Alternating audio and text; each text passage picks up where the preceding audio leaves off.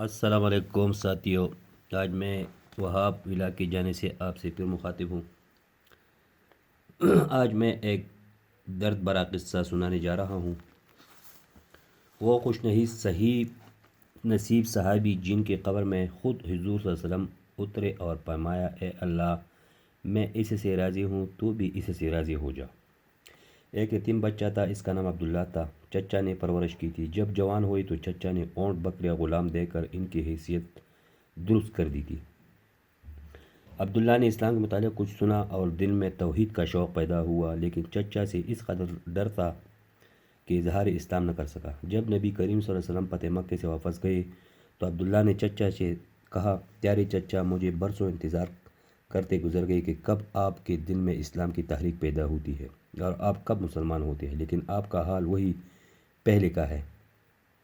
میں اپنی عمر پر زیادہ اعتماد نہیں کر سکتا، مجھے اجازت دیا کہ میں مسلمان ہو جاؤں۔ چچا نے جواب دیا، دیکھو، اگر تو مجھے صلی اللہ علیہ وسلم کا دین قبول کرنا چاہتا ہے تو میں سب کچھ تجھ سے چھین لوں گا، تیرے بدن پر چادر اور تہبند تک باقی نہ رہنے دوں گا۔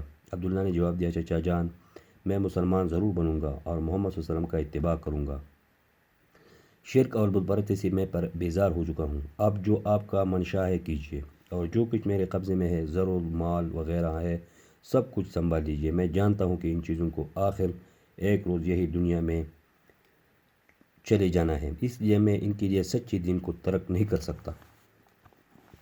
عبداللہ نے یہ کر کپڑے اتار دیے اور ماں کے سامنے گئی۔ ماں دیکھ کر حیران ہوئی کہ کیا ہوا؟ عبداللہ نے کہا، میں مومن اور موحد ہو گیا ہوں، نبی کریم صلی اللہ علیہ وسلم کی خدمت میں جانا چاہتا ہوں، ستر پوشی کے لیے کپڑے کی ضرورت ہے، مہربانی کر کے دے دیجیے۔ ماں نے ایک کمبل دیا، عبداللہ نے کمبل پاڑا، آدھے کا تہبند بنا لیا، آدھا اوپر کر لیا اور مدینہ کو روانہ ہو گیا۔ علی صبح مسجد نبی میں پہنچ گیا اور مسجد سے تکیہ لگا کر حضرت صلی اللہ علیہ وسلم کا انتظار میں بیٹھ گیا۔ نبی کریم صلی اللہ علیہ وسلم جب مسجد مبارک میں تشریف لے آئے، اسے دیکھ کر پوچھا کہ کون ہو؟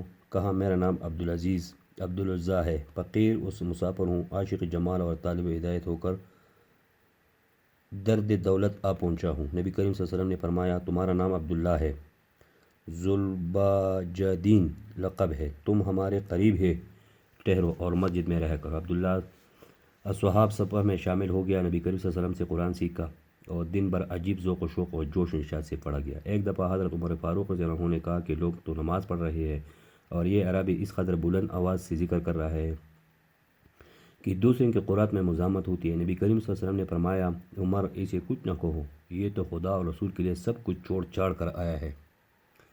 عبداللہ کے سامنے غزوہ تبوک کی تیاری ہونے لگی تو یہ بھی نبی صلی اللہ علیہ وسلم کی خدمت میں آئے اور عرض کیا، یا رسول اللہ، دعا فرمائیے کہ میں بھی راہ خدا میں شہید ہو جاؤں۔ نبی کریم صلی اللہ علیہ وسلم نے فرمایا، جاؤ، کسی درخت کا چلکا اتار لاؤ۔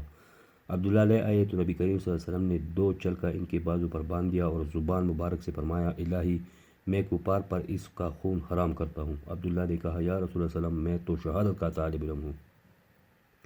نبی کریم صلی اللہ علیہ وسلم نے فرمایا، جب اللہ کے راستے میں نکلو اور پھر بخار آئے اور مر جاؤ تب بھی تم شہید ہوگے۔ تبوک پہنچ کر یہی حال ہوا کہ بخار چڑھا اور انتقال کر گئے۔ بلال بن حارث مزنی رضی اللہ عنہ کا بیان ہے کہ میں نے عبداللہ رضی اللہ عنہ کو دفن کی کیفیت دیکھی۔ رات کا وقت تھا، حضرت بلال رضی اللہ عنہ کے ہاتھ میں چراغ تھا، حضرت ابوبکر و عمر رضی اللہ عنہ کی لاش کو لحد میں رکھ رہے تھے۔ اپنے بھائی کو مجھ سے قریب کرو۔ حضرت صلی اللہ علیہ وسلم نے قبر میں اینٹیں بھی اپنے ہاتھ سے رکھی اور پھر دعا میں فرمایا، اے اللہ، میں ان سے راضی ہوں، تو بھی ان سے راضی ہو جا۔ حضرت ابن مسعود فرماتے ہیں کہ کاش اس قبر میں دفن کیا جاتا۔ تو جناب، یہ ہے اسلام کے واقعات۔ ہمیں 24 گھنٹے اس حال میں رہنا چاہیے کہ موت کب آتا ہے، تو اس لیے ہم اپنے ایمان تازہ کرنے کے لیے لا الہ الا اللہ کا ذکر کرنا ہے۔ تو جناب، یہ ہے میرا آج کا ویڈیو۔ اگر آپ کو پسند آیا ہو تو لائک کریں اور بیل آئیکن کو دبا دیں۔ باقی مجھے وہاب ولا کو اجازت دیجیے۔ اللہ حافظ۔